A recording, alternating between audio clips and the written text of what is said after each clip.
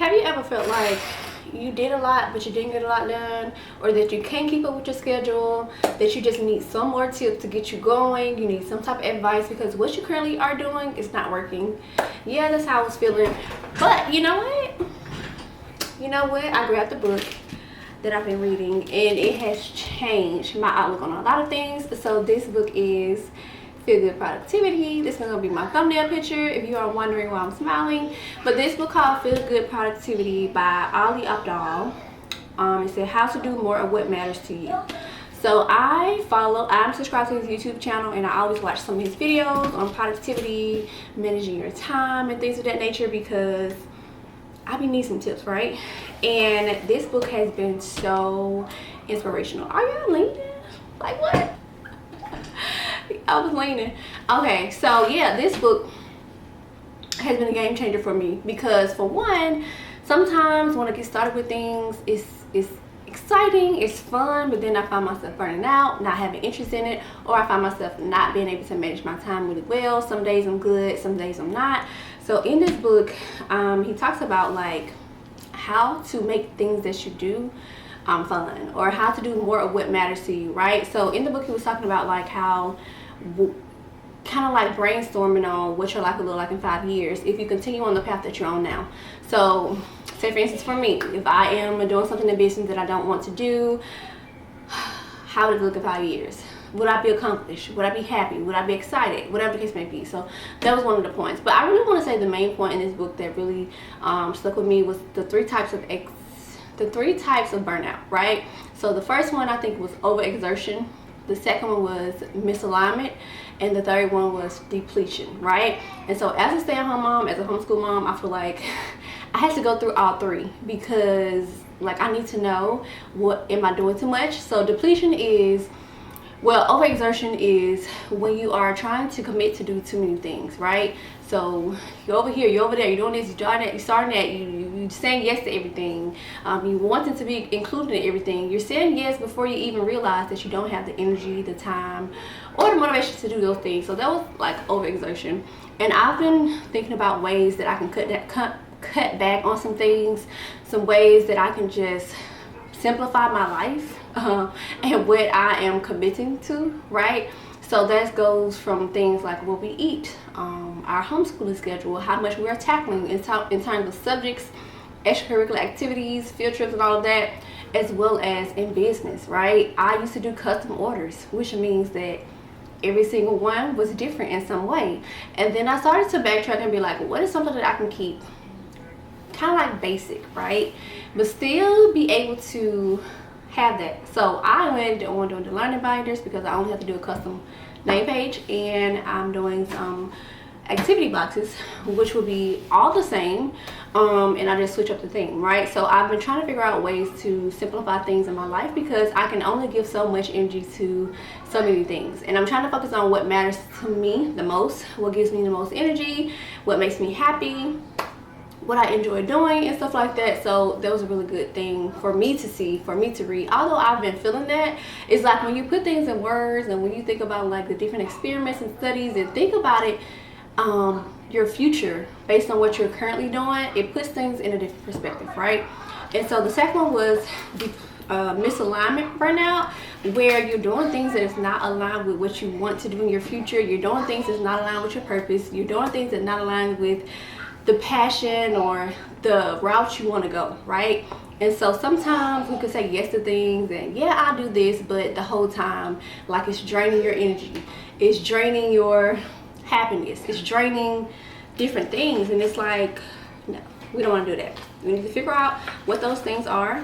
Sometimes we have to test different things, but figure out what those things are and then figure out a way to not to do them anymore, right? So the third one was, I'm trying to find the pages, y'all. I have to return this book to the library like today, so I'm like, ooh, I do want to share some things before I return this book. But the last one was depletion burnout, and that's when we try to do too much too fast and we get depleted. And I'm known for that. Like, I will start a project, I will work long hours on that project, and then it's like I do too much and I burn out too quick. So sometimes, even this could be applicable to trying to clean your house, trying to do too many rooms in a day, trying to do too many projects in a day, trying to go too many places in a day. Like, it matters in all areas of life. Sometimes you can get depleted because you're doing too much. Doing a little bit consistently over time is better than doing a lot at one time and then stop doing it, right? And it goes along with it's easier to continue to do some things if you're making motion, as opposed to when you stop. It's like it's hard to start back up. So if you get depleted, you're gonna stop for a period of time and you probably won't pick it back up. So I'm learning this to do a little bit at a time, and my husband has been telling me, like, you cannot do all this stuff in one day. Pick one thing you want to accomplish, right, and do that thing, right, and then the next day pick up on something else. So I'm learning all of this, y'all. It's been a challenge, trying to find the balance, well, juggling different priorities and different things that I have to do. So reading things like this that kind of tells me, okay, this is what you need to do, right? I'm looking at a page that said the greatest cause of burnout isn't exhaustion, it's low mood. If you can make yourself feel better, you don't just achieve more, you'll last longer, right? So how can we feel better with projects that we do? How can we make it more fun? And when I read about, like, doing things that matters most to me, doing things that I enjoy, I was like, how can I make what I'm doing now fun to me, right? Whether that's adding more personality, whether that's, I don't know, doing little things, I don't know, y'all. But yeah, sometimes, like, if you're not energized or you're not motivated to do some things, it can lead to exhaustion. So of course, for overexertion, I mentioned this, but I'm saying it now, so I'm retracking what I said. It says to-do list, right? We get that. Then the next one is saying recharging, right? What are some ways that we recharge? Sometimes we'll scroll on our phone. Sometimes we'll watch movies. Sometimes we'll I don't know, order junk food, eat stuff we're not supposed to eat. But when you think about that, those things do not recharge us. It kills time. But things like walking outside, things like eating healthy, things like stretching, exercising, playing an instrument, drawing, things of that nature, those things typically recharge us. So find different ways when you are in the slump, in the mood, where you have a low mood, those things help, right? So let me find the other one. Okay, our second kind of burnout relates to rest time. Not giving yourself enough time to truly recharge. This is what I was just talking about me starting projects, working super long hours, not taking breaks, or trying to get things done in a small amount of time. And I started to feel that with this box I did. So in my last vlog, I mentioned how I was getting a bit discouraged because when I started the project, I didn't think it was going to take a long time, but it took way longer than I expected. And so I had to take like almost a week off from working on it. I was still thinking about it, but as far as just putting it together physically, I took some time off. So sometimes we just have to find ways to recharge and figure out what actually energizes us. And for me, that's always going for a walk, going to the park, doing things like that. And then the one about alignment, let me get to it. I'm going to the summary because I don't have my journal right here, but basically it was talking about what matters to you and why. It said misalignment burnout arises when we spend time on goals that don't match up with our sense of self. So overcoming misalignment is a lifelong task. You see people start out wanting to be doctors or lawyers or nurses or teachers or whatever, and then they realize once they get into those fields that that's actually not what really charges them. So it's like, or even with me, like I wanted to be a dentist for a very long time, and I had children, and it's like now I really want to teach.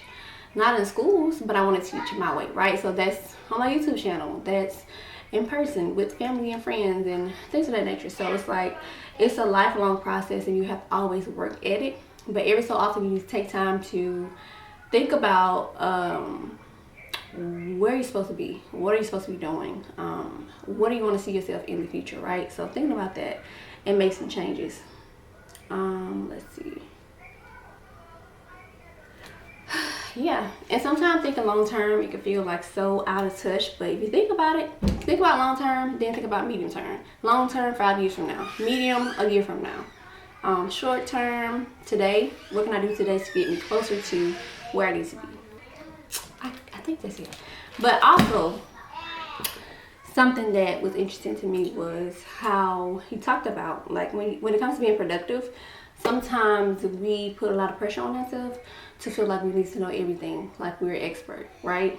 And being an expert comes with a lot of pressure that you have to have everything right. You need to know everything.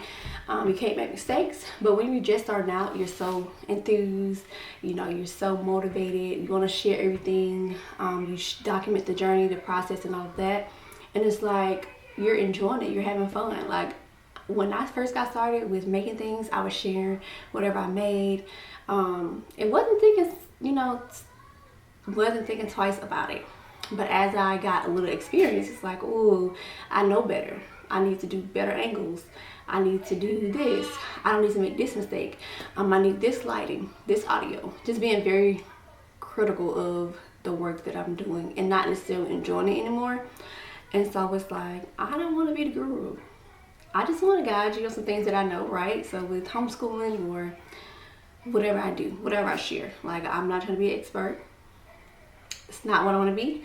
I want to enjoy things. I want to share the journey, help where I can, but I'm not trying to be a person that's not enjoying what I do. Like, if I do that, then I don't know, what's the point? So overall though, this was a really good book. A lot of good points. I like how it's broken down. There are different experiments and things to try, different exercises to write. Just to brainstorm, like what's the most important to you, what you currently spend the most time on now, and how you want to make those changes. And I think it was a part in here where he talked about, like, you know, how writing out your own obituary, which seems really weird, but what will other people say about you? Like, how did you spend your life? Would they say you only put a lot of time into work or trying to build a brand or whatever? Or would they say that you was very active with your family, your friends, in the community, a good sister, a good wife, a good mother, a good friend, I don't know, whatever matters to you, right? So it thinks about, like, what am I actually doing? What am I spending most of my time on? Does it really matter, right? So this was my little takeaway from the book. I do have some things written down in my journal, but that's really what spoke to me. You know, trying to find that balance, what matters most to me, thinking about my health goals, thinking about relationships, thinking about work, so what I'm trying to build, my brand, health goals, that could be healthy foods, that can be exercising, relationships, of course, a better mom, a better wife, a better friend, a better sister, things of that nature, the things that really matters the most, right? And in here it talks about, like, doing the 12-month celebration, and that's where you write goals of where you want to be 12 months from now, and then every day you work towards those things. Every so often you go back and see how much progress you've made. So really, I see the key to productivity is being kind of like specific but relaxed, if that makes sense. So thinking about things that you will actually enjoy, and then finding ways to enjoy those things, but also just thinking it through thoroughly, not putting so much pressure on yourself. You get better every day. You got to change routes when things happen in your life. But it was a really good book, and look at me becoming a bookworm because I gotta keep teaching these kids. One thing about me, like, I wasn't a bookworm growing up. I just didn't have to be. I didn't think I had to be, because I could hear something that people said and it stuck with me. And you know, I didn't go to the library a lot, but I was always ahead of everybody else, right? And so I don't really get that push to read a lot, but now that I have my own children and I want them to have a love of learning, I've been picking up way more books, and I'm actually starting to enjoy reading books. So if you have a book recommendation, let me know. This book is new. I think it came out in December, so I read it in 2 weeks too. So I'm really proud of myself for that. I was very consistent with reading pages, not every day, almost every other day, and I finished it. So I'm excited. If y'all want me to share more books that I'm reading, I'll definitely try to do me a little overview. I do like watching those videos sometimes. But as a stay-at-home homeschool mom and a wife, I've been trying to find ways to be more productive, ways to set my day up, coming up with different routines and all of that. And this book was very helpful in me get a different perspective in how I need to do things and how I can actually enjoy the things that aren't so enjoyable, right? Tying those actions to different things. If I know I want to exercise more and it's not fun, what can I pair with that to make me go exercise more? So it's a really good book. I highly encourage you to check it out. But that's all, y'all. See y'all in the next video.